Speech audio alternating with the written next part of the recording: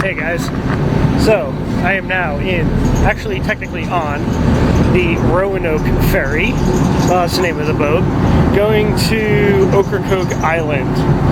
And why a ferry ride? Because free boat ride. That's why. Anyway, this is the last couple of days of my trip, and I thought I would spend it in beautiful Outer Banks of North Carolina.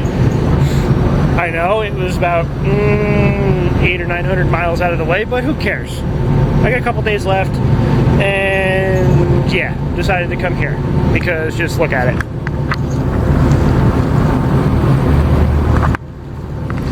Anyway, stuff I would do differently about this trip. Not much. There's a couple things I learned with the 4Runner that I want to change for the next time I do a trip of this length.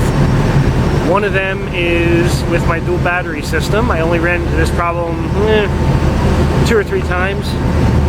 And what would happen is just from crawling on the trails all day and not getting the engine RPMs up, and you know, it being hot with the fridge and air conditioning and everything running, you know, batteries never really got a good chance to charge up to 100%. They charge up to about like 60 or 70%, which is pretty good, but the thing is sometimes you'd wake up in the middle of the night to the screech of the low battery alarm, and it's just, you know, a little bit of an annoyance. So what I'm going to do is get a DC to DC charger that also monitors not only the temperature of the battery, but the temperature of the alternator, because this happened twice. Also, is the alternator in the 4Runner has a protection on it, and when it gets too hot, it shuts down.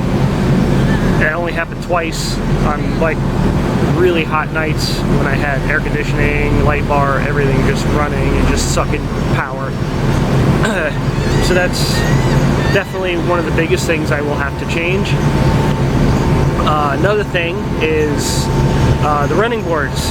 I probably should have taken them off or put actual off-road sliders on, because they didn't survive the trip too well. They're all like banged up, scratched up, bent, just because they hung down so much lower than everything else on the truck. Also, the front skid plate was damaged before I had the truck, and the back part of it was bent down a little bit, which I thought, that's not a big deal, I'll just do this trip with it.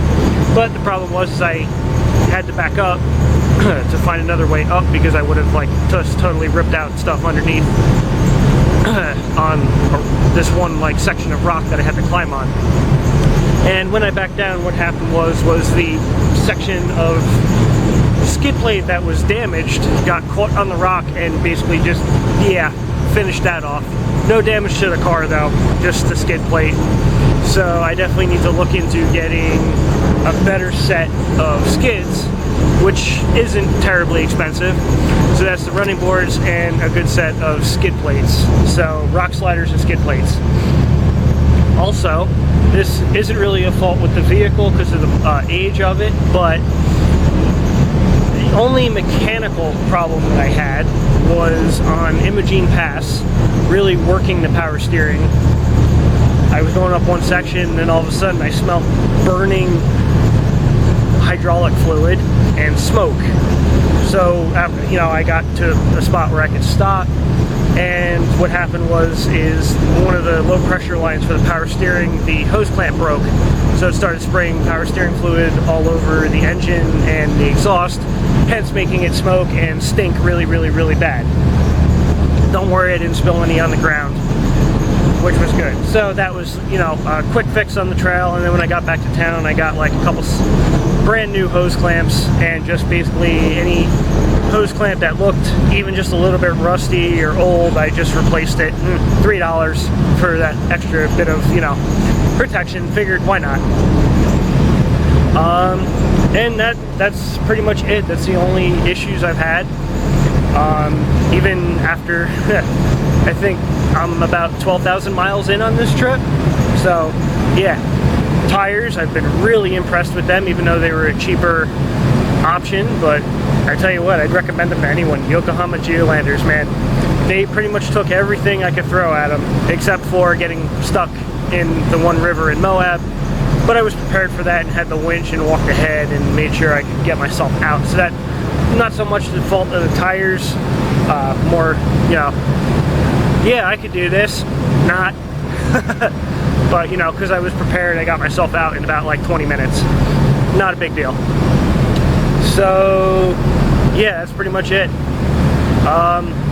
Also, just because from an efficiency standpoint, I'm definitely going to get a true 12-volt refrigerator, because the one I have now works great, especially after tearing it apart and redoing all the insulation on it and putting more efficient stuff in. I'm running a 110 fridge, and the only issue with that is when it first starts up. It draws a freaking heck of a lot of juice. It draws off the 12-volt side when it starts up for about a second, about 50 amps, which is, that's a lot of power to draw from a 12-volt system. But again, that's the startup surge, so that's not too horrible. But I met up with some people and got some recommendations of this. In fact, I'm staying in Rodonte Water Sports and Campground, which is a phenomenal campground, the best campground I've ever stayed at that hasn't been in the middle of nowhere. And this one guy is from Canada, has this just out of this world overlanding rig, and he's actually going all the way from Florida to oh geez, I forget what Providence, without touching pavement, which is really freaking cool. But yeah, so, you know, again, his thing is like heavily modified, and mine, I still have a daily driver, so I can't do too much to it. But yeah, so I also learned a ton on this trip, and I loved it. I had a blast. And it's a shame that it has to end. In fact, tomorrow is officially the last night of the trip. And again, today, I'm doing touristy stuff. And again, why am I on a ferry? Because free boat ride. Alright guys, I'll see you later.